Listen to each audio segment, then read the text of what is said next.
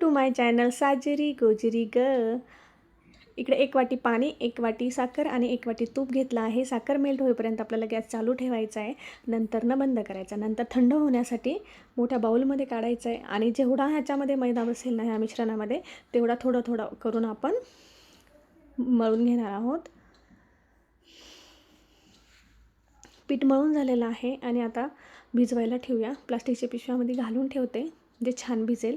इकडे तोपर्यंत मूग डाळीची खिचडी करायला घेतली। तूप, जिरे, मोहरी आणि हिंग, हळद टाकून फोडणी दिली। मूग डाळ आणि तांदूळ धुवून घेतले। आमच्याकडे आज खूप छान बेत आहे बरं का, पिठलं आणि भाकरी। आम्ही ना हिला खानदानी डिश म्हणतो, का तर ना माझे सासरचे जे आहेत ना जेंट्स लोक, त्यांना सर्वांना ही डिश प्रचंड आवडते। म्हणजे लिटरली घरात भाजीपाला जरी असेल ना, आपण विचारलं ना काय करायचं आज, तर आमच्या इकडचे सगळे जेंट्स बोलतात की पिठलं आणि भाकरी करा म्हणून असं। त्यामुळे आम्ही त्याला खानदानी डिश म्हणतो। तर चला, इकडे पिठलं करून झालेलं आहे, भाकरी गरम गरम करते आहे मी।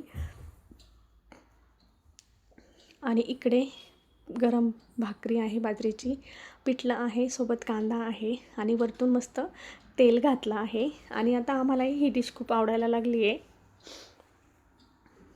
वाव, मस्तच छान। आता चला, जेवण वगैरे झालं आहे। इकडे तेल गरम करायला ठेवलं आहे आणि 5 गोळे करून घेतले आणि आता चपातीसारखं आपल्याला लाटून घ्यायचं आहे। जास्त जाडही लाटायचं नाही आहे आणि जास्त पातळ पण लाटायचं नाही आहे, असं थोडंसं जाडसर म्हणतो ना आपण तसं ठेवायचं आहे, पोळीपेक्षा थोडंसं जाडसर। आणि असे छोटे छोटे काप करून घ्यायचे। आता मी मध्येच, तुम्हाला कळालंच असेल की शंकरपाळे करते आहे मी, पण असं अचानक मध्येच का, दिवाळी वगैरे पण संपून गेलेली आहे, तर मी तुम्हाला कळेलच 2-3 दिवसामध्ये की अचानक का केले ते। त्यासाठी तुम्हाला माझे व्हिडिओ बघायला लागतील। चला, इकडे तेल गरम झालं आहे, आता शंकरपाळी सोडून घेतली तेलामध्ये। शंकरपाळ्याचं जे अचूक प्रमाण आहे ना, हे ते मी डिस्क्रिप्शन बॉक्समध्ये दिलेलं आहे, एकदा नक्की चेकआउट करा। बघा, इकडे शंकरपाळी एकही विरघळलेला नाही आहे किंवा फुटलेला वगैरे नाही आहे, छान तळले जात आहेत।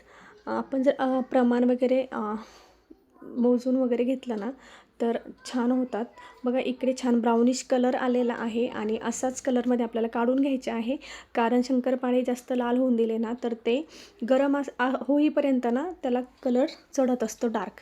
इकडे तुम्ही बघू शकता किती छान लेयर वगैरे आलेले आहे। अशा प्रकारे मी माझी सगळी शंकरपाळे तयार करून घेतले। कसा वाटला तुम्हाला आजचा व्हिडिओ आणि शंकरपाळ्याची रेसिपी? आवडली असेल तर लाईक, सबस्क्राईब आणि शेअर नक्की करा। आणि बघा, आपले शंकरपाळे तयार आहे। चला, तोपर्यंत बाय।